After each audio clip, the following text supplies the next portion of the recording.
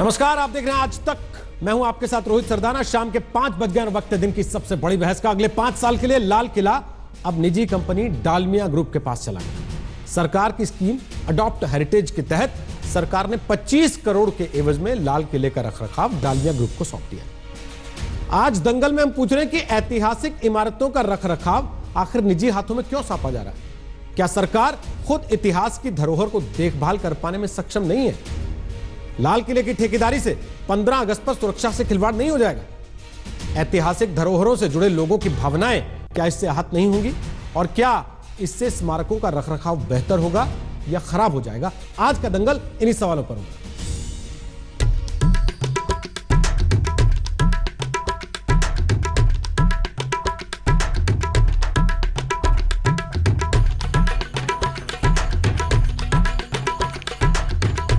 दिल्ली की ऐतिहासिक विरासत का प्रतीक है लाल किला।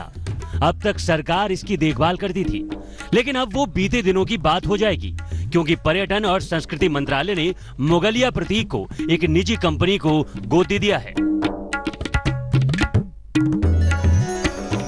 शाहजहां का बनाया लाल किला अब ठेके पर उठ गया, जिस प्राचीर पर हर साल 15 अगस्त को प्रधानमंत्री तिरंगा लहराते हैं, वो अब डालमिया के जिम्मे आ गया है। 77 साल पुराना डालमिया घराना अगले 5 साल तक लाल किले की देखभाल करेगा। डालमिया ने 25 करोड़ में इस कॉन्ट्रैक्ट को हासिल किया। केंद्र सरकार की एडॉप्ट ए हेरिटेज स्कीम के तहत ऐतिहासिक धरोहर को संवारने का कॉन्ट्रैक्ट हासिल करने वाला डालमिया घराना देश का पहला कॉर्पोरेट हाउस बन गया। लाल किले को हासिल करने की रेस में डालमिया घराने के साथ साथ इंडिगो एयरलाइंस और जीएमआर ग्रुप थे, लेकिन बाजी डालमिया ग्रुप ने मारी। हर मॉन्यूमेंट के लिए कुछ लोगों की समितियां बनाई जा रही हैं, जो समितियां वहां के संरक्षण के लिए समय समय पर सुझाव देती रहेंगी, काम भी करती रहेंगी और पर्यटकों को के लिए क्या क्या और सुविधाएं जुटाई जा सकती हैं, एक यूज़र के नाते वो अपने सुझाव देंगी और मुझे विश्वास है कि इससे देश के पर्यटन में विकास होगा। डालमिया ग्रुप 23 मई से लाल किले को संवारने का काम करेगा, लेकिन 15 अगस्त को प्रधानमंत्री के भाषण से पहले डालमिया ग्रुप को लाल किला सुरक्षा एजेंसियों को सौंपना होगा। पर्यटन और संस्कृति मंत्रालय से जरूरी मंजूरी मिलने के बाद डालमिया ग्रुप पर्यटकों से शुल्क भी वसूलना शुरू करेगा। एडॉप्ट ए हेरिटेज स्कीम देश के 100 ऐतिहासिक स्मारकों के लिए लागू होगी। सवाल है कि सरकार इतनी सक्षम नहीं रह गई है कि वो खुद अपने दम पर देश की ऐतिहासिक धरोहरों की देखभाल कर सके। क्या सरकार के इस फैसले से इतिहास के इन प्रतीकों से जुड़े करोड़ों देशवासियों की भावनाओं के साथ खिलवाड़ नहीं हो रहा है? आज तक ब्यूरो। तो आपको बता दें कि दंगल में आज हमारे साथ अखिलेश प्रताप सिंह हैं, कांग्रेस के प्रवक्ता हैं। हमारे साथ सैयद जफर इस्लाम हैं, वो बीजेपी के प्रवक्ता हैं। हमारे साथ अवनिजेश अवस्थी हैं, आरएसएस के जानकार हैं। और हमारे साथ 2 इतिहासकार हैं, शरदिंदु मुखर्जी और पीके सचदेव। आप दोनों का स्वागत है। लेकिन हम इस बहस की शुरुआत करें उसके पहले केंद्रीय मंत्री महेश शर्मा, जिनके पास पर्यटन विभाग है, वो हमारे साथ जुड़ रहे हैं इसी मामले पर कुछ सवालों के जवाब देने के लिए। बहस का हिस्सा नहीं होंगे, शुरुआत में कुछ सवाल हम उनसे पूछेंगे। महेश शर्मा, स्वागत है आपका आज तक पर। लाल किला किराए पर दे दिया आप लोगों ने। मैं समझता हूं कि इस तरह के पूरी सूचना के बिना कोई भी कमेंट करना उचित नहीं होगा। और भारत सरकार ने अपने पर्यटन को आगे बढ़ाने के लिए, हमारे प्रधानमंत्री जी का सपना है कि पर्यटन देश को ऊंचाइयों तक ले जाए, देश की घनी संस्कृति, रिच हेरिटेज कल्चर को हम विश्व के कोने कोने में दिखाएं और आने वाले पर्यटकों को अपने मॉन्यूमेंट्स को हम अलग रूप के अंदर प्रस्तुत करें। इसके तहत इस साल 27 सितंबर 2017 को वर्ल्ड टूरिज्म डे पर भारत के राष्ट्रपति जी ने और प्रधानमंत्री जी ने एक फिलैंथ्रोपिक कॉल दी थी देशवासियों को कि कोई भी लोग जो हमारे मॉन्यूमेंट्स हैं उनको अडॉप्ट करने के लिए अगर चाहते हैं तो वो आगे आए। और मुझे खुशी है बताते हुए कि बहुत सारे औद्योगिक घराने, सामाजिक संस्थाएं, व्यक्ति इसके लिए आगे आए। लेकिन मैं ये पहले क्लियर कर दूं कि जो व्यवस्था थी उसके तहत हम लोगों ने first come first serve basis पर जो लोगों ने कुछ मॉन्यूमेंट्स में अपनी इच्छाएं दिखाई, उसके तहत ये योजना शुरू हुई थी और आज उसी का हिस्सा है। जन भागीदारी, प्रधानमंत्री जी की एक आह्वान है कि हम जन भागीदारी के माध्यम से बहुत सारी समस्याओं का, बहुत सारी चीजों का निराकरण कर सकते हैं, बहुत सारी चीजों के स्तर में सुधार कर सकते हैं। महेश जी, और उसी के तहत ये योजना महेश जी, ये सारी बातें ठीक हैं, जन भागीदारी है, लेकिन ये शर्मनाक नहीं है कि जिस लाल किले से देश का प्रधानमंत्री भाषण देता है, पूरी दुनिया देखती है इस देश को, उस दिन उसे हम ठेके पर दे दें? ये शब्द मैं चाहूंगा कि आप वापस लें, या जिन्होंने इस्तेमाल किए वो शब्द को वापस लें। पहले वो जाने कि आखिरकार ये व्यवस्था क्या है। ये व्यवस्था है कि जो भी आर्कियोलॉजी से रिलेटेड लाल किला या किसी भी मॉन्यूमेंट के लिए कार्य किया जाएगा वो भारत सरकार आर्कियोलॉजिकल सर्वे ऑफ इंडिया करेगा। सिर्फ वहां की व्यवस्थाएं जैसे क्यू लगाना, टिकटिंग, वहां के पार्किंग की व्यवस्था देखना, वहां के पार्क की, रेस्टोरेंट की, उन व्यवस्थाओं को अगर कोई अडॉप्ट मॉन्यूमेंट के तहत लेता है और उसमें भी कंडीशन है कि अगर उससे उस व्यापारिक संस्थान या उस संस्था को कोई आर्थिक लाभ होता है तो वह उस मॉन्यूमेंट पर ही खर्च करेगा। यह योजना बहुत मुफीद तरीके से बनाई गई है, जिसमें किसी भी तरह का आर्किटेक्चरल मॉन्यूमेंट के साथ छेड़खानी अलाउड किसी भी संस्था को नहीं होगी। सिर्फ जो उसके आसपास की, जैसे मैं लाल किले के लिए उदाहरण दे दूं, जो जिस ग्रुप की आप बात कर रहे हैं उनको जिम्मेदारी दी गई है कि आप जो बाहर टिकट लगती थी, लंबी लाइनें लगती हैं, उनमें अगर आपके पास कोई व्यवस्था सुझाव देना चाहते हैं, उनके लिए अगर आप कुछ काम, उनकी पार्किंग व्यवस्था में कोई सुधार में अपना योगदान देना चाहते हैं, हम मांग करते हैं। लोगों ने पिछले साल दी थी, हमें कुछ गाड़ियां दी, बैटरी ऑपरेटेड कार्स दी, सीएसआर फंड से दी, आर्थिक फायदा होगा आप ये कह रहे हैं। और इसमें बुराई क्या है? आर्थिक फायदा होगा आप ये कह रहे हैं, या आर्थिक फायदा अगर होता है तब भी ऐतिहासिक धरोहरों को आप पैसे के पैमाने पर तोलेंगे, जायज है क्या? नहीं, आप समझिए किसने तोला? हमने वहां की पार्किंग व्यवस्था में अगर कोई सहयोग करना चाहता है और भावनात्मक रूप से हमने देश को जोड़ा है। हमने ये नहीं कि भारत सरकार के पास किसी साधन की कमी थी, हमने भावनात्मक रूप से लोगों को जोड़ा कि आप अपने मॉन्यूमेंट्स के लिए, हमने इसके लिए एक और योजना शुरू करी। हमने पर्यटक मित्र बनाए, मॉन्यूमेंट मित्र बनाए, कि जो मॉन्यूमेंट्स के लिए युवा काम करना चाहते हैं, रिटायर्ड लोग काम करना चाहते हैं, वो आए मॉन्यूमेंट्स पर अपने देशवासियों के सामने गाइड के तौर पर बनना चाहते हैं, वो अपनी सेवाएं दें, निःशुल्क सेवाएं दें। और इसमें भी कंडीशन किसी से भी कोई पैसे का लेन देन इसमें नहीं होगा। इसमें वो संस्था, मान लीजिए उस व्यवस्था के लिए कुछ देना चाहते, जैसे मान लीजिए पार्किंग लाल किले की करीबन 800 मीटर दूर है दिल्ली गेट और लाहौरी गेट के बीच में, उसके बीच में किसी ने बैटरी ऑपरेटेड कार दी हमें, और हमने वो निःशुल्क सेवा वहां से दे दी, और वो उन्होंने अपनी निःशुल्क सेवा चला दी। तो इसमें हमने किससे का फायदा और किसको बेचा, और इस तरह की शब्दावली जो लोग इस्तेमाल कर रहे हैं, मैं उन्हें बता दूं कि इसके पीछे जुड़ी हुई भावनाएं हैं, ना कि कोई आर्थिक बात है या आर्थिक लेन-देन है या आर्थिक कमाई का कोई साधन। आप बार बार भावनाओं का शब्द इस्तेमाल कर रहे हैं। हम भी कह रहे हैं कि मसला भावनाओं का ही है, पर अगर आप लाल किले के अंदर रेस्टोरेंट खोल देंगे, या आप कहेंगे कि ठीक है एक बैंकेट हॉल के लिए हम जगह दे देते हैं लाल किले के अंदर, और कल को उस धरोहर को कोई नुकसान पहुंच जाता है, तो उसकी जवाबदेही किसकी होगी? भरपाई कैसे करवाएंगे आप? नहीं, ये गलत सूचना लोगों के पास। लाल किले में एक कैफेटेरिया बहुत लंबे समय से चल रहा है, बहुत लंबे समय से चल रहा है, ताकि आने वाला पर्यटक जब वहां जाता है, और उसके लिए बाकायदा एक जगह निश्चित की गई है जो मॉन्यूमेंट का हिस्सा नहीं है, वहां जगह, वहां की टॉयलेट व्यवस्था सुलभ को हमने दे रखी है, वहां की जो बुक शॉप है, वहां की जो टिकटिंग की जो व्यवस्था है, उसका बाकायदा हम लोगों ने एक एजेंसी को दे रखा है, जो एजेंसी उसकी टिकटिंग की व्यवस्था में मदद करती है। अब वहां मैं वहां स्वयं गया और मैंने देखा कि वहां लंबी लाइनें लगती थी टिकट लेने के लिए। उसके लिए पहली व्यवस्था हमने करी, प्रधानमंत्री जी का आदेश था कि हम सारे मॉन्यूमेंट्स पर ई टिकटिंग की व्यवस्था करें, विश्व का आदमी जब वहां से चले तो अपनी टिकट लेकर चले। दूसरा, हमने सारी डिजिटल ट्रांजैक्शन, पेमेंट ट्रांजैक्शन की व्यवस्था वहां करी, पीओएस मशीनें वहां लगाई हैं। और तो इन व्यवस्थाओं के साथ अगर कोई आदमी भावनात्मक रूप से जुड़ा, और उसमें सीधी कंडीशन है कि कोई आर्थिक लाभ इससे नहीं कमाया जाएगा, और फिर भी एक क्लॉज डाल दिया, यस टिकट ढंग से, जी बिल्कुल ठीक कह रहे हैं आप, बिल्कुल ठीक है महेश जी, मसला अगर केवल टिकट ढंग से मिलने का है, नहीं, देखिए उद्योग घराने नहीं, हम आपको भी देने को दें। मसला अगर केवल टिकट ढंग से मिलने का है, पार्किंग ढंग से हो जाए, तो इसके लिए उद्योग घरानों को दे देंगे। सबसे बड़ी बात तो यह है, सरकार इसका मतलब फेल है इस काम में, सरकार नहीं कर पा रही है। इसके पीछे के जो भाव थे वो लोगों को भावनात्मक रूप से जोड़ने के थे, कि अगर किसी चीज व्यवस्था में कोई सहयोग देना चाहता है तो हम क्या कर देंगे, आप जाइए, हम आपकी बैटरी ऑपरेटेड कार देना चाहते हैं, हम नहीं लेंगे आपसे। या अगर कोई वहां पर कहना चाहता है कि मैं यहां पर एक वाटर कूलर लगाना चाहता हूं लोगों की सुविधा के लिए, तो हम क्या कह दें, उन्हें भगा दें कि आप मत दीजिएगा, कि वो अपने लोग हैं, अगर वो औद्योगिक घराना है या कोई भी घराना है। और ये ओपन स्कीम है किसी के लिए भी। और मैं बता दूं, इसके लिए हमारे पास बड़ी संख्या के अंदर लोग आए हैं, और वो फिलेंथ्रोपिक सोच के लिए आए हैं, वो किसी कमर्शियल ग्रुप के लिए नहीं आए हैं।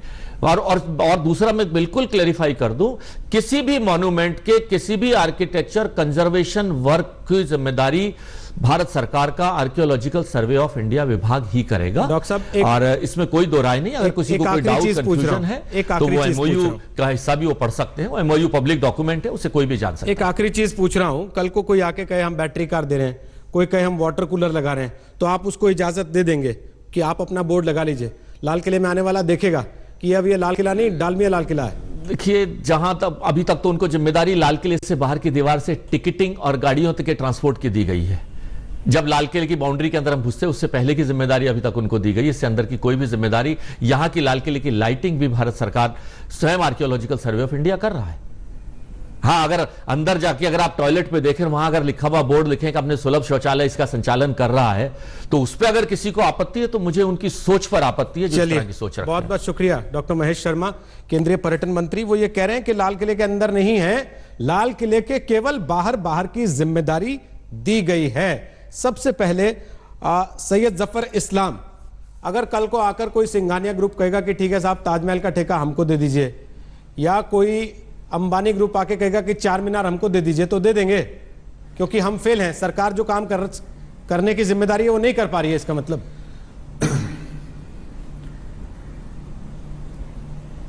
रोहित जी, आप सभी चीज को सही परिप्रेक्ष्य में देखिएगा तो आपको सही दिखेगा, गलत परिप्रेक्ष्य में देखिएगा तो आपको गलत दिखेगा। दो तीन उदाहरण देता हूं। देखिए, जैसा हमारे मंत्री जी ने बार बार साफ कर दिया कि इसमें पैसे का कोई लेन देन नहीं। पहले सुनिए, इसके पीछे समझिए क्या बात थी। इसमें था कि जो टिकट सेल्स होती है जहां पर, वहां पर ऐसे मॉन्यूमेंट्स को, वहां पर लोग आते हैं लेकिन बहुत सारी सुविधाएं नहीं, खासकर टॉयलेट की सुविधाएं, ऐसे बहुत सारी चीजें जैसे कैफेटेरिया, जैसे बहुत सारे इंतजाम जो रहते हैं लोगों के एक्सपेक्टेशन से कम रहती है। 70 सालों में आप देख रहे हैं जिस तरह से मैनेजमेंट रहा है। लेकिन आप अगर दुनिया में देखें जितने मॉन्यूमेंट्स यहां पर, जितना अट्रैक्शन के लिए जगह, टूरिस्ट अट्रैक्शन के लिए हिंदुस्तान में है, फिर भी हिंदुस्तान सिर्फ 10 मिलियन टूरिस्ट आता है हिंदुस्तान में, जबकि स्पेन छोटी सी जगह है, वहां 85 मिलियन, अमेरिका में 75 मिलियन टूरिस्ट जाता है, फ्रांस में 75 मिलियन, और हिंदुस्तान इतने बड़े, इतने सारे एसेट्स है हिंदुस्तान के, उसके बावजूद 10 मिलियन। तो इस तरह से सोच शुरू हुई कि अगर हम इंफ्रास्ट्रक्चर ठीक करें, अच्छी सारी चीज सुविधाएं दें, पार्किंग की जगह, लोगों की सहूलियत की जगह, ताकि जो पर्यटक आए उनको लगे हाँ अच्छा है। तो ऐसे में अगर कोई लोग अगर फिलॉन्थ्रोपिक काम करते हैं, पहली बात कि पैसे का कोई लेन देन नहीं, ये गलत फहमी लोग फैला रहे हैं कि 25 करोड़ और 10 करोड़।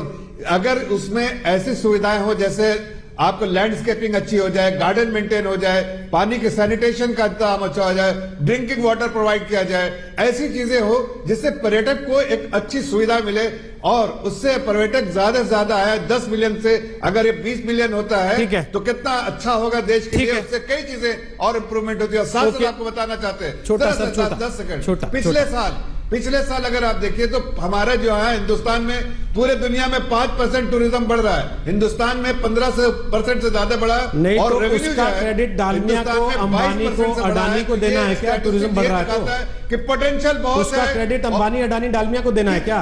नहीं तो टूरिज्म बढ़ रहा है, इन्होंने देश में सफाई कर दी है, अब देश आने लायक हो गया। मॉन्यूमेंट्स में कुछ नहीं करना है, नहीं ये गलत फहमी है। मॉन्यूमेंट्स में कोई टच नहीं कर रहा है, इट्स ऑल उसके जो सराउंडिंग में जगह है उसको मेंटेन करना, सैनिटेशन, लैंडस्केपिंग, क्या हम इसको सही परिप्रेक्ष्य में नहीं देख पा रहे हैं? जहां से उन्होंने शुरू किया, ड्रिंकिंग ढंग से देखेंगे तो ठीक दिखेगा। ज्यादा से ज्यादा पर्यटक आएंगे और देश के बारे में अच्छा सोच के। ठीक है रोहित जी, मैंने दोनों लोगों की बातें सुनी।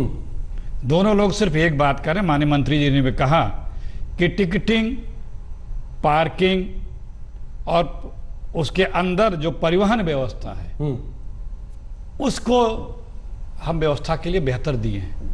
इतनी बड़ी भारत की सरकार इतना छोटा काम नहीं कर पा रही है, ये खुद इनके बात से ये स्वीकारा है। क्योंकि बीच में प्लीज, क्योंकि लाल किला जो है हमारे हिंदुस्तान के लिए, हिंदुस्तान की सरकार के लिए संप्रभुता और अखंडता का एक नाज है, एक प्रतीक है।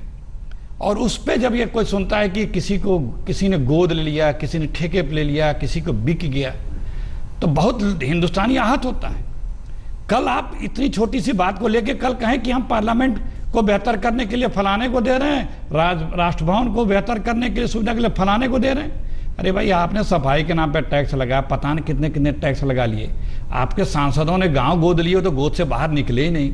तो आप कुछ और व्यवस्था कर सकते थे, आप अखिलेश CSR जी, फंड से कर CSR लेते। आपको मालूम है ना? देखिए मुझे पता है कि आप जो है आप लोग बर्दाश्त नहीं कर सकते, आप लोग बर्दाश्त नहीं कर, थोड़ा सुनना सीख लीजिए। अभी देश में हिटलर शाही नहीं लगी है। मैं सुन, अरे जब अवसर आएगा, अरे बेचो भाई बेचो, पर्यटक आपको तो खरीदार मिले कुछ भी बेच दोगे। इस सरकार को खरीदार मिले कुछ भी बेच दोगे इस देश का, इस देश के हर सम्मान स्वाभिमान और जो भी प्रतीक है बेच तो रहे हो। प्लीज बीच में मैंने नहीं बोला। एक छोटा सा ब्रेक लेके आते हैं, झगड़ा नहीं करें। नहीं अखिलेश जी हम भी चाहते हैं झगड़ा ना हो, एक एक करके अपनी बात रखी जाए। आप जो बात कह रहे हैं कि सब कुछ बेच देना चाहती है सरकार, वो ये कह रहे हैं कि हम तो केवल मेंटेनेंस करा रहे हैं ताकि पर्यटक को अच्छा लगे। इतिहासकारों से भी। तो ब्रेक के बाद एक बार फिर आपका स्वागत है। दंगल आप देख रहे हैं। सवाल ये कि लाल किले की ठेकेदारी क्यों दे दी सरकार ने? अवनीजेश अवस्थी, आप फैसले के साथ हैं सरकार के? आप सरकार के फैसले के साथ हैं? सरकार के फैसले के साथ होना और ना होने का मतलब नहीं है। सवाल ये है कि आप इस बात का तय करिए कि जो अब तक रख रखाव था वो लाल किले कुछ दिनों में, कुछ सालों में पुराने किले में तो तब्दील नहीं हो जाएगा क्या ये ऐसी हालत तो नहीं है? अगर अब तक बहुत बढ़िया रखा जा रहा था तो ये आदेश गलत है, नंबर एक बात। नंबर दो बात, क्या इससे पहले किसी और मॉन्यूमेंट को दिया गया है क्या? मुझे जो मालूम चला है, मुझे जानकारी मिली है, शायद जंतर मंतर की रख रखाव के लिए भी एक किसी कंपनी को दिया गया है। नंबर दो, तो ये पहली बार नहीं हुआ। नंबर तीन बात, क्या वहां पर जो लोग आए थे डिफरेंट चैनल्स में, उन लोगों ने कहा कि यहाँ पे की जो हालत है उसमें अगर किसी को दे दिया जाए और यहाँ का रख रखाव बहुत बढ़िया हो जाए, जिसमें लोगों को लगे कि जो व्यक्ति यहाँ पर देश में उद्योग चलाते हुए कमा रहा, उसका इस देश के धरोहर के प्रति भी, उसमें खर्च करने के प्रति भी उसका उत्तरदायित्व है, तो इसको अगर ठेके पे देना, बेचना या किराए पे दे देना, इस तरीके के शब्दों का इस्तेमाल ठीक वैसा ही है जैसे एक हफ्ते पहले करेंसी क्रंच का हुआ था और उसमें वो जो नोटबंदी वाली लाइनें थी वही लाइनें दिखा करके कह दिया गया नोट करेंसी क्रंच है। ठीक उसी तरीके की। मैं दोनों इतिहासकारों के पास ब्रेक के बाद जाऊंगा ताकि सामने सामने वो बात कर सके। अखिलेश जी छोटा कमेंट जल्दी ब्रेक। देखिए बात यहाँ पे सिर्फ ये हो रही है कि उसके रख रखाव, जो उसमें मरम्मत की बात नहीं हो रही है, रख रखाव की बात हो रही है। मंत्री ने आपके सामने तो कहा कि पार्किंग का ठेका दे रहे हैं। हाँ, तो इतना छोटा काम भी हमारे, मैंने कहा ना कि जंग आजादी के समय से इससे लोगों का भावनात्मक लगाव है हमारे। तो नहीं 70 सालों में नहीं हो पाया ना वो, 70 साल लाइनें लगी हुई थी। आप CSR, ये सिर्फ 4 साल में तो लाइनें नहीं लगी ना। आपके बीच नहीं बोला, आप CSR का फंड ले लीजिए ना लोगों से, आप तमाम ले रहे हैं, आप दूसरों को देने की जरूरत क्या है? आप इसी देखिए, आप लोगों की भावनाओं को सरकार की, आप लोगों की भावनाओं को किसी की जेब में जाने वाला नहीं है। आप लोगों के, देशवासियों की भावनाओं को आहत कर रहे हैं और आपकी आदत बन चुकी है बीजेपी की कि देश के लोगों की भावनाओं को आहत करना, जिससे उनका सेंटिमेंटल लगाव है, जिससे उनका जंग आजादी की एक पहचान है और जो हमारी शान है, इस पे आपके वंदे मातरम आप नहीं गाते। जंग आजादी का गीत, जंग आजादी का गीत वंदे मातरम, उससे आप भागते हैं और हमें कहते हैं वंदे मातरम पे खड़े होना भी एक लाइन में खत्म कर दो वंदे मातरम।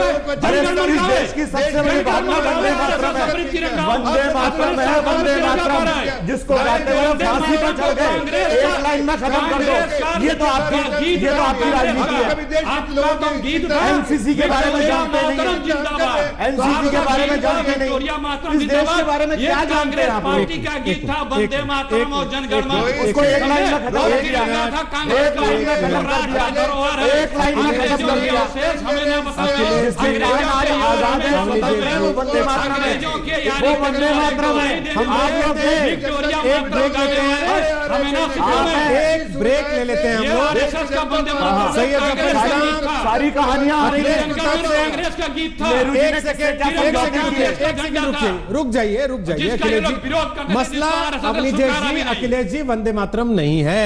मसला ये है, एक सेकंड, मसला ये है कि लाल किले के रखरखाव के लिए, पार्किंग के लिए, बैटरी कार चलाने के लिए कंपनी को ठेका देना क्या किसी सरकारी कंपनी का निजीकरण कर देने या बेच देने के जैसा है? ब्रेक के बाद आएंगे, इतिहासकारों से पूछेंगे उनकी क्या राय है। दंगल जारी है, आप देखते रहिए आज तक। तो ब्रेक के बाद एक बार फिर आपका स्वागत है। दंगल आप देख रहे हैं। विपिन अरोड़ा हमारे दर्शक हैं, वो लिख रहे हैं CSR फंड से अगर मॉन्यूमेंट के बाहर के हिस्से का प्रबंधन हो रहा है तो इसमें प्रॉब्लम क्या है? हमें लगता है कि इसमें कोई दिक्कत नहीं होनी चाहिए। इसके अलावा पूजा गोस्वामी ने लिखा है, कमाल है, लाल किले के निजीकरण पर अचानक कांग्रेस को देशवासियों की भावनाओं की चिंता हो रही है। अभी तक देश की सारी ऐतिहासिक इमारतें कांग्रेस सरकारों की उपेक्षा की वजह से पहचान खो रही हैं, उनको तब देश की भावनाओं की चिंता क्यों नहीं हुई। इसी तरह से बहुत सारी प्रतिक्रियाएं हैं, दोनों तरफ की प्रतिक्रियाएं हैं। हमारे साथ इतिहासकार हैं पीके सचदेव साहब और शरदेंदु मुखर्जी। पीके सचदेव साहब, पहले मैं आपसे पूछ रहा हूं, आप सहमत हैं सरकार के इस फैसले से, जो सारी बातें आपने सुनी अब तक? देखिए जी, हर मेजर प्रॉब्लम के कई पहलू होते हैं। जैसे भावनात्मक पहलू कहता है कि इसके साथ नेहरू जी का पहला भाषण और नेताजी सुभाष का दिल्ली चलो लाल किला चलो का नारा याद आता है, वो तो एक एस्पेक्ट है। दूसरा एस्पेक्ट ये भी है कि सारी दुनिया में टूरिज़्म बढ़ रहा है, हमें उसको भी टूरिस्ट को अट्रैक्ट करने के लिए उसको फैसिलिटीज़ देनी पड़ेंगी, उसको बेसिक एमेनिटीज़ देनी पड़ेंगी, जिसमें अब तक का सरकार का रिकॉर्ड बड़ा डिसमल रहा है, बहुत घटिया रहा है। इसलिए ये उम्मीद की जा रही है कि अगर ये प्राइवेटाइज हो जाएगा तो शायद बेहतरी हो जाए। मैं इसकी थोड़ी आपको हिस्टोरिकल बैकग्राउंड बताता हूँ कि ये ऐसे डिसीज़न क्यों हुए और इस डिसीज़न के पीछे इतिहास क्या है। इसका original idea first world war के दौरान आया था, जब यूरोप में बहुत सारे सिपाही हर देश के दूसरे देश में जाकर मर गए और सिमिट्रीज बन गई। 1857 के भारत में जो विद्रोह हुआ या स्वतंत्रता संग्राम हुआ, उसमें बहुत सारे अंग्रेज़ मारे गए जिनकी सिमिट्री सारे उत्तर भारत में बनाई गई। समय के बीते बीते इन लाखों अननोन सिपाहियों को जो ज़मीनों में दफना दिए गए थे उस वक्त के हालात को देखते हुए उसका पुनरुद्धार किया गया, उसको दोबारा बना करके साफ साफ बनाया गया। और वो इतनी ज़्यादा थी कि जो सरकारें थी उन्होंने महसूस किया कि इतना बड़ा काम हम नहीं कर पाएंगे। इसलिए जब हैरोल्ड मैकमिलन इंग्लैंड के प्राइम मिनिस्टर थे तो हैरोल्ड मैकमिलन के समय एक कानून पास हुआ कि प्राइवेट हाथों में दे दो। ठीक है, तो जितनी सिमिट्रीज वार सिमिट्रीज थी वो सारे historical monuments connected with war वो दे दिए गए। But it was a failure. Then the government had to withdraw from that because क्योंकि इसके पीछे व्यापारीकरण इतना होने लग गया कि लोगों की इमोशनल भावनाएं, जैसे यदि कोई अंग्रेज भारत में मरा था, उसके उत्तराधिकारी भारत आकर उस कब्र को पर नजराना देना चाहते थे, तो उनको ये महसूस होता था कि ये प्राइवेट कंपनियां गोरी चमड़ी देखकर ज्यादा पैसे लेती है, दूसरे को नहीं करती है। ठीक है, तो ये फेल हो गई थी पॉलिसी, इसलिए इसको बंद कर दिया गया था। सर, एक लंबे अरसे तक अंग्रेज सर। ठीक, सचदेव साहब वापस आता हूं। शरदेंदु मुखर्जी, एक दर्शक है मनोज मीना, वो लिख रहे हैं, जहां तक प्रश्न है, सरकार से रेलवे नहीं संभला, एयर इंडिया नहीं संभल रहा, लाल किला भी नहीं संभल रहा, सब कुछ ठेके पर दे दो। क्या ये जोड़ना जायज है? रोहित जी, मैं माननीय मंत्री जी का स्टेटमेंट सुना, मुझे तो कोई उसमें गलती नहीं दिखाई दे रही है। अगर मेंटेनेंस का एक्सटर्नल सराउंडिंग्स को मेंटेन करना है, इसके साथ जो आर्किटेक्चरल पार्ट इसका कोई संबंध है ही नहीं। जो मेन होता है कि आर्किटेक्चरल पार्ट वो तो एएसआई के पास ही रहेगा। अगर बाहर लोगों को देने से, कॉन्ट्रैक्ट देने से अगर वो मेंटेनेंस ठीक होगी, बाहर की मेंटेनेंस ठीक होगी, तो उस टिकटिंग होगा, तो आई थिंक अच्छी बात है। क्योंकि सरकार ने एक डिसीजन लिया, सोच के समझ के लिया, और सरकार लिया, इसलिए जो सरकार में नहीं है उनका आदत हो गया इनको क्रिटिसाइज करना, ऐसी बात नहीं है। I think let's put it on experimental basis. 2-3 साल देखा जाए, हमारे ख्याल से कोई परमानेंट कॉन्ट्रैक्ट तो है ही नहीं, 2-3 साल का, 5 साल का है। 5 साल में हम देख लेंगे और बहुत और कुछ शायद मॉन्यूमेंट्स को दिया जाएगा, वो देख लें कैसा चलता नहीं चलता है, तो हमारे ख्याल से अच्छा होगा। ये 7 दिए जा चुके हैं, 100 की लिस्ट है। अखिलेश जी, देखिए जल्दी कर रहे हैं विरोध करने में आप लोग, क्योंकि विपक्ष से तो विरोध करना ही है। देखिए रोहित जी, ये कोई रेलवे का प्लेटफॉर्म नहीं है कि दे दिया टेंडर पे, ठेके पे, कि आप इसको डेवलप करिए और अभी आ रहा हूं आपके पास। अखिलेश जी बोल रहे, फिर आप बोल लीजिएगा। ये कोई रेलवे का प्लेटफॉर्म नहीं है कि इसकी सेवाएं बेहतर करने के लिए दे दिया जाए। बार बार ये उठ के आ रहा है कि बहुत छोटी सी चीजों पे चला जा रहा है कि इसकी जो 2-3 छोटी छोटी व्यवस्थाएं हैं वो करानी है। अरे भाई, हम लाल किले जैसे जहां पे लोगों का भावनात्मक लगाव है, सरकार उसकी इतनी छोटी सी भी व्यवस्था अपने आप पूर्ण करने में सक्षम नहीं है। ये क्यों नहीं सोच रही? इस पे सोचना चाहिए। क्या लगेगा? 2-4 करोड़ रुपए ये लगेंगे, 5 करोड़ रुपए सालाना मिल रहे हैं, इससे तो लग नहीं रहे। इतने 5 करोड़ तो एक रैली में मोदी जी के खत्म हो जाते हैं, उससे ज्यादा खत्म हो जाते हैं। जो जनसभा करते हैं। तो हम ये कहने कि इतनी छोटी रकम के लिए इतने छोटे इन्वेस्टमेंट जिसमें आने की आप संभावना व्यक्त कर रहे हैं, और ये मैसेज जा रहा है कि लाल किला अब उनका हो रहा है, ठीक है, या लाल किला को वो देख रहे हैं। ये तो मैसेज जा रहा है या ये मैसेज दिया जा रहा है? क्यों लाल किले को क्यों दे रहे हैं? मैसेज यही है, दिया नहीं जा रहा है, जो है वही जा रहा है, जो है वही जा रहा है, जा रहा है या मैसेज दिया जा रहा है? नहीं, जो है वही जा रहा है। लाल किले को क्यों किसी के हाथों सौंपा जा रहा है? अडॉप्ट करना और ठेके पर देना, क्या ये दोनों एक ही हैं? भाई कोई किसी सरकार के आप किसी को अडॉप्ट करें या आप ओएनजीसी को दे दीजिए ना, इसके रख रखाव आप नहीं कर पा रहे हैं, ठीक है, आप इंडियन ऑयल को दे दीजिए, वो अपने सीएसआर फंड से खूब अच्छा कर लेंगे। आप दे दीजिए। इस्लाम वो कह रहे हैं इंडियन ऑयल को दे देते हैं, आप प्राइवेट कंपनीज को क्यों दे रहे हैं? आप ओएनजीसी को दे दीजिए। जवाब सुनते हैं। सही है जफर इस्लाम, बोलिए, जवाब दीजिए। सरकारी कंपनी को देते हैं, प्राइवेट को क्यों? बोलिए। देखिए, इनकी समझदारी इतनी बेकार है। 70 सालों में मैं ये नहीं कहना चाहता कुछ नहीं हुआ भाई, 70 साल देश में कुछ नहीं हुआ है। ये 4 सालों में देश में सब कुछ हुआ, 70 साल में कुछ नहीं हुआ है। चाहे इंडियन ऑयल करे, चाहे कोई और करे, अगर एएसआई के जो भाई मान लिया 70 सालों में कुछ नहीं हुआ, आगे बढ़िए। अगर ऐसी चीजें, अगर गार्डन मेंटेन करता है या टॉयलेट बनाता है या सैनिटेशन या ड्रिंकिंग वाटर पिलाता है या क्यू लगाता है और उसमें पैसे का कोई लेन देन नहीं है, जो पैसे आ रहे हैं वो सरकार के कंसोलिडेटेड अकाउंट में जा रहा है, तो उसमें आपको क्या आपत्ति है? लेन देन कैसे नहीं है? आपको ये आपत्ति है कि देश के लोगों को आप अच्छी सुविधाएं नहीं देना चाहते? 5 करोड़ दे रहा है तो क्या 5 करोड़ कमाएगा इसी लाल किले से? तो आज अगर भैया जानकारी रखो, वो 5 करोड़ 1 साल में देगा, 5 साल में 25 करोड़ देगा, तो कहां घर से थोड़ी देगा, लाल किले से ही कमाएगा। नेशनल रिसोर्सेज क्या जानकारी भी नहीं रखते ये लोग। ऐसे में जहां अपना ज्यादा शेयर रख लिया, 12 लाख करोड़ आपने बना लिया, यहाँ छोटी सी जो सिर्फ सुविधाएं को देने के लिए, उसमें आपको आपत्ति है। देश की जनता समझ रही है, देश की जनता बेवकूफ नहीं है। ठीक है सर, देश की जनता देश की जनता बेवकूफ नहीं है, इसीलिए एक सेकंड जफर इस्लाम जी, ना तो किसी कंपनी का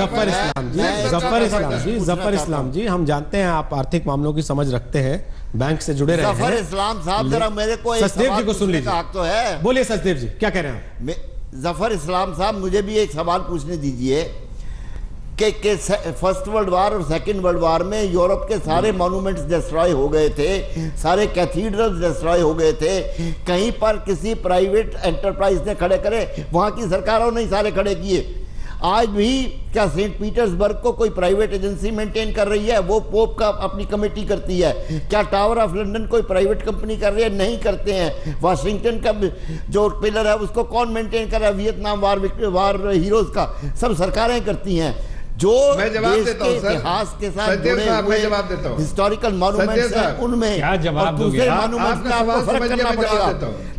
लाल किला हो या पूरा कल को आप कहेंगे कि राजघाट भी प्राइवेट एजेंसी को दे दिया जाए, महात्मा गांधी की, नहीं, ये गलत। देखिए लोगों की भावनाएं जो है, क्या हमारी सरकार जाके वुहान में मोदी जी ने इतना बड़ा कुछ कह दिया? ठीक है, मेरी बात सुनिए, प्राइवेटाइजेशन से इंडिया में क्या कोई कामयाबी कहीं मिल रही है? आप मुझे ये बताइए कौन सी प्राइवेट कामयाब हो रही है? ऐसे मामलों में सचदेव साहब, ओके सचदेव साहब, जफर जी, सचदेव साहब सुनिए, भागीदारी हो, रुकिए, दोनों रुकिए, बिजनेस में भागीदारी हो, जफर इस्लाम, कोई भागीदारी नहीं है। जफर इस्लाम 1 मिनट के लिए चुप तो होइए भाई, 1 मिनट के लिए आप दोनों चुप तो रहेंगे तब तो बात आगे बढ़ेगी। आप दोनों एक साथ बोलते रहेंगे, कैसे समझ में आएगा किसी को? को ठीक है, ओके, कहेंगे गुरुद्वारा प्रबंधक कमेटी से गोल्डन टेंपल ले लिया जाए, सचदेव साहब क्या सिखलाव करेंगे वो? सचदेव साहब, सचदेव साहब, वैल्यू आर्थिक कंसिडरेशन से ज्यादा बड़ी होती है। ठीक, सचदेव साहब आपके सवाल का जवाब ले लें अब। जफर इस्लाम छोटा जवाब दीजिएगा, बात करते हैं। ठीक है, छोटा जवाब दीजिएगा, मुझे अपनी जय अवस्थी से कमेंट लेना। बोलिए। सर का जवाब उन्होंने तो दिया ही नहीं। ठीक, आप देने तो दें, पहले उनको सुने तो सही, जवाब दीजिए जफर इस्लाम। रोहित जी, जमाना बदल गया, सवाल इतना लंबा, जवाब छोटा। सवाल तो सुनते सुनते परेशान हो गए जनता भी। सुन लिया मैं जवाब। ना तो ये प्राइवेटाइज कर रहे हैं, ना तो किसी प्राइवेट आदमी के हाथ में दे रहे हैं, ना उसको कोई ठेका दिया जा रहा है। ये सिर्फ जो फेरी में जो एएसआई के कंट्रोल के बाहर एरिया है जो मॉन्यूमेंट्स को कोई बाहर एजेंसी को नहीं दिया जा रहा, सरकार के अंदर में उसको दीवार को भी कोई टच नहीं कर सकता। सिर्फ उसको मेंटेनेंस के लिए अगर आपको पानी पिलाने की सुविधा अगर कोई देता है, पानी पिलाता है, किसको तकलीफ हो सकती है? वो भी सरकार नहीं कर सकती अगर आप ही की बात मान ली जाए। ये अच्छे फूल पौधे लगा दिए जाते हैं, वो मेंटेन रहते हैं, तो क्या आपको उसमें आपत्ति हो सकती है? उससे अगर सरकार की हाँ जी, मैं बोलूंगा कुछ रोहित जी। अरे गलतफहमी के शिकार है, बहुत सारे लोग गलतफहमी फैला रहे हैं, लोगों को गुमराह करने को। देखिए अभी अखिलेश प्रसाद सिंह आपके सामने आपके चैनल पे झूठ बोल रहे थे। जफर साहब, आपको और मंत्री जी को इसीलिए आज कार्यक्रम में बुलाया था कि अगर वाकई कोई गलतफहमी फैला रहा है तो आप उस गलतफहमी को दूर कर दें, सरकार की तरफ से पक्ष साफ कर दें। 5 करोड़ सालाना देगा वो। छोटा कमेंट देखिए, आप कह रहे हैं पैसे लेगा तो पैसे कमाएगा भी तो ना, एकदम वो फ्री में 5 थोड़ी दे देगा करोड़ बिना रुपया बात के साल में आपको दे रहा पैसे। है, ठीक है, 5 साल में 25 करोड़ दे रहा है, सीएसआर थोड़ी थोड़ी देगा तो कमाने के लिए देता है या कहीं और से कमाता है देता। प्लीज एक ओके जफर इस्लाम, शरद हिंदू बोलिए। 47 से हम देखेंगे कि मेंटेनेंस मॉन्यूमेंट्स का बहुत अच्छा नहीं हो रहा है, बहुत जगह तो कुछ है ही नहीं है। अगर इसमें सरकार को और समय मिलता है कि जो मेन मॉन्यूमेंट उसका प्रिजर्वेशन अगर ठीक हो और बाहरी जो छोटा मोटा वो इंपॉर्टेंट है, मैनेजमेंट ऑफ ट्रैफिक हो या पानी हो, ये बाहर कर लें तो क्या फर्क पड़ता है इसमें? देखिए, हमारे लिए सरकार के सबसे इंपॉर्टेंट है कि मॉन्यूमेंट ठीक रहे और मॉन्यूमेंट में फ्लो ऑफ ट्रैफिक ठीक रहे। तो इसीलिए जो नॉन एसेंशियल पार्ट है उसको अगर बाहर ये सोच गलत है। हमें देखिए बड़ा थोड़ा सा मैं एक उदाहरण दे रहा हूं। आप पार्लियामेंट की कैंटीन को बियर करते हैं ना, भारत सरकार सब्सिडी दे करके क्यों करती है? कौन उसका ऐतिहासिक चीज है उस कैंटीन से? लेकिन आप कह रहे हैं सिर्फ छोटी सी चीज है जिससे हमारा देश का देशवासियों का भावनात्मक लगाव है, उसको छोटी सी चीज को भारत सरकार बियर नहीं कर सकती। लास्ट कमेंट अवनीश, उसे करना चाहिए। क्या सरकार खुद बियर नहीं कर सकती? नहीं, ऐसा है कि सरकार के बियर करने का सवाल नहीं है, सरकार के बियर करने का सवाल नहीं है, भावनात्मक जफर एक सेकंड, जहां तक भावनात्मक संबंध है, भावनात्मक इस देश का जो जनता है वो वंदे मातरम से जुड़ी है जिसको एक लाइन में खत्म कर दिया जाता है, सावरकर से जुड़ी है जिसको गद्दार कहा जाता है। और ये उन्होंने कहा था कि मैं बोलने नहीं दूंगा, लेकिन इसके बावजूद असलियत ये है कि लाल किले की